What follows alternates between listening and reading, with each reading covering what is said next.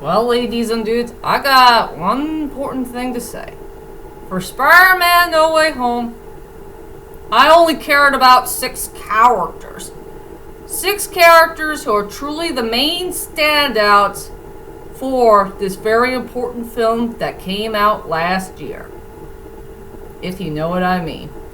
Well, anyway, hi ladies and dudes, this is Rebecca Lynn Barkley, aka Poopbot 1987. This is my review for today. And today I have no review, ladies and dudes, but for today's list, ladies and dudes, I gotta do another top 6 list that nobody has never done before. And this top 6 list, well, since we're all excited about Spider-Man No Way Home, it's finally gonna come out on DVD, Blu-ray, and the UK thing. And I hope everybody is so darn excited about the extras. You know, about the behind the scenes of the film, and get to know of our favorite heroes and villains, and the bloopers. And we gotta see those deleted scenes. You know, the ones that are left out in the film. I know everybody's excited about it. But for right now, I have to do a top 6 list of the top 6 best characters that I ever cared about for Spider-Man No Way Home. And why 6 characters? Why 6 characters on the list? Well, it's because I'm looking for good characters who had a very good storyline. They need to be fleshed out, well developed. They have good moments. They are truly the main highlight points of the movie. And make sure they don't go bad, I guess. Hard for me to say about characters. But to tell you the truth is, only 6 characters are the true standout points of this movie. Something that did blow us away from start to finish. If you guys get the picture. So without further ado, ladies and dudes, here are my top 6 best characters that I ever cared about in Spider-Man No Way Home. I'll cut it short for the honorable mentions and decent honorable mentions and dishonorable mentions. Honorable mentions goes to Doctor Strange and Aunt May. The decent honorable mentions goes to the Green Goblin and Electro. And sadly for the heartbreaking dishonorable mentions will be Happy, Sandman, Lizardman, and one mad dishonorable mention or a bad dishonorable mention goes to Flash. That guy had no storyline at all. He was just there in the movie. So there you go. I cut it short for all of you. For my honorable mentions, decent honorable mentions, dishonorable mentions, well, sad honorable mentions, and one bad dishonorable mention. So there you go. Now let's go on with the list. Coming at number 6 goes to Tobey Maguire's Spider-Man, aka Peter 2. We're all happy to see Tobey Maguire again to come back and reprise his most famous character that started all for the Spider-Man franchise. And yes, the last time we saw him is in Spider-Man 3. One of the most mixed bag films of all time. And I will do that movie review very, very soon in the main future. And they did a very good job of giving the older Peter Parker a very good, interesting storyline. And he has a good personality, great attitude. He's older now. He's a lot more mature. He's wiser. And started to become a good big brother's figure to the other 2 Peter Parkers that he doesn't know of. And yes, we all know at the near end of the story, he took a risk of telling the little brother Peter Parker not to kill the Green Goblin. If he does, His hands will be stained in blood, and Aunt May will not be happy about it. So yeah, he took a risk of telling him to stop fighting the Green Goblin and just spare his life. And we did not know that he was about to get killed by the Green Goblin. Besides, he got stabbed in the back and we're all afraid that he's going to die. But sadly, he did not.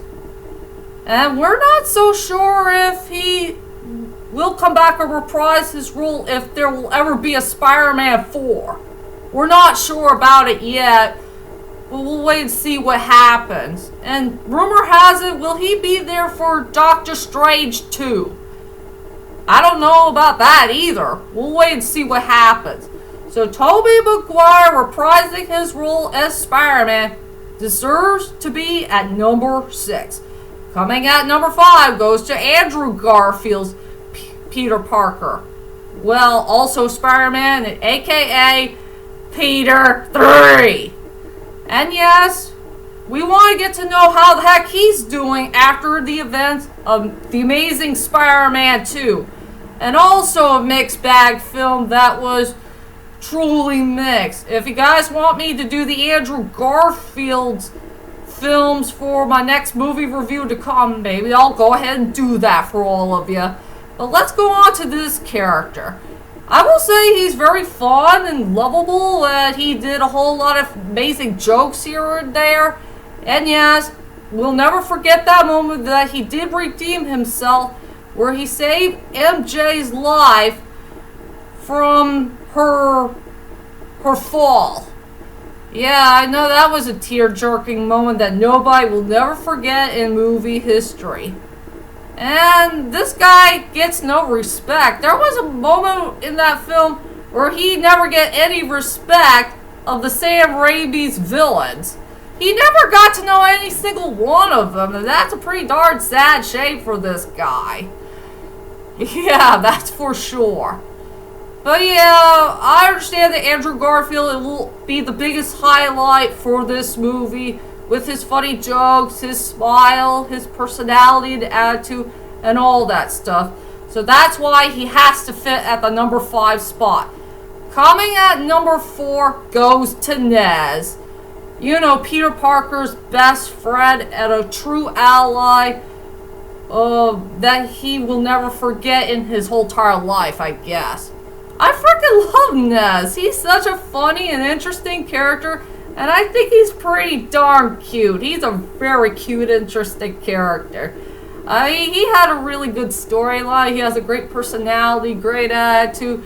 He gave us good, funny jokes, and I think his best moment in the whole entire movie is where he's trying to talk to Peter Parker, but he had no idea which Peter Parker he needs to talk to, since all 3 of Peter Parkers were thinking, which Peter Parker are you talking about?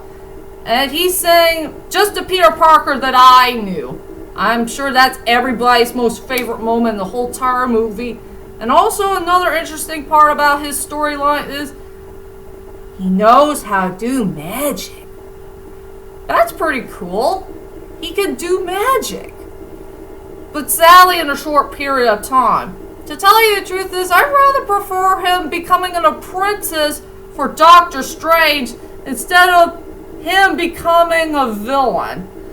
Since there was a story about him becoming the next villain to come for the later on Spider-Man storyline that featured Tom Holland.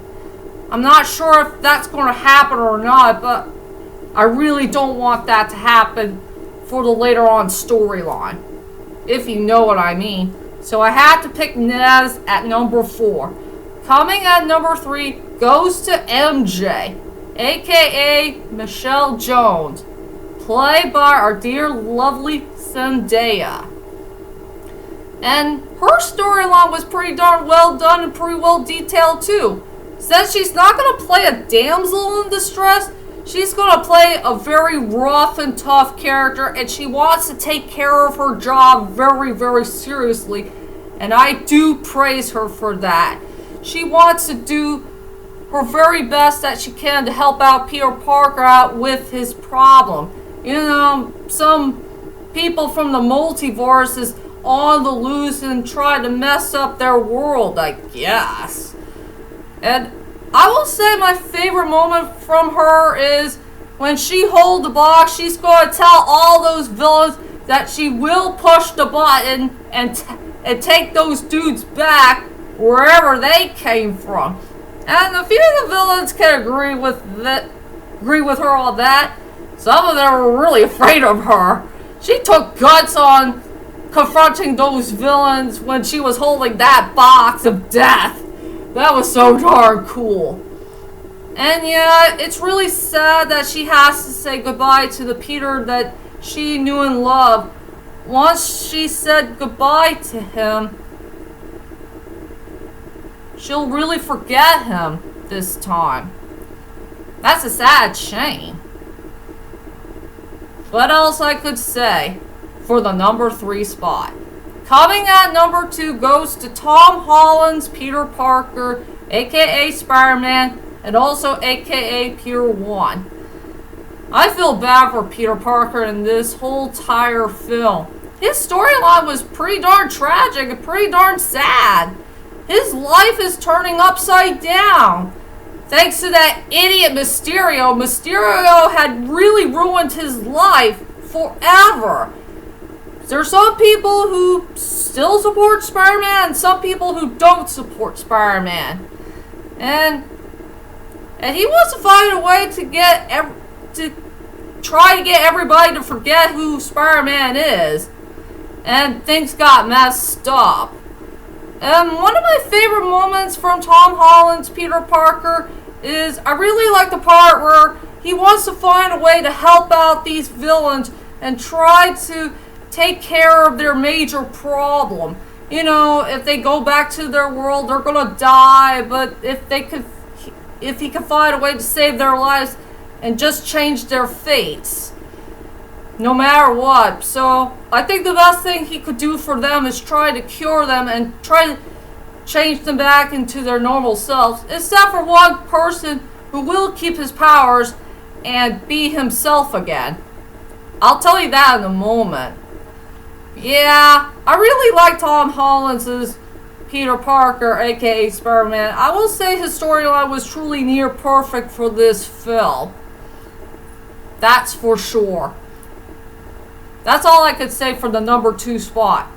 And I'm going to pick number 1 for last. I will say this is the best character I ever cared about in this movie. And one good villain that did stand out in this movie. And his storyline is near perfect as well. I like a character who changes ways from being a bad guy into a good guy. And he's truly the best character who's truly fish out of water. As Forrest Gump will always say, whatever that means. So for number 1 goes to Dr. Octopus, aka Dr. Otto Octavius, Dr. Octavius, or Doc Ock, which name you prefer. I love this character to death. And I really do praise for Alfred Molina's performance. He still nailed his role even to this day after the events of Spider-Man 2.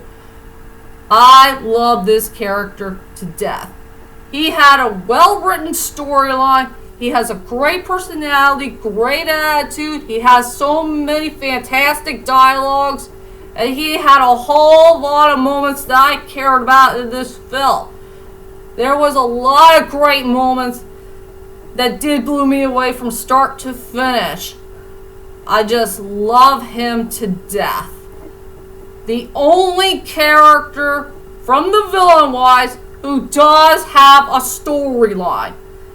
And this is a well-written storyline, but it's really near perfect. There is too many great moments to be found in this character that really did blow me away from start to finish. What else I could say about this amazing character who's really fish out of water?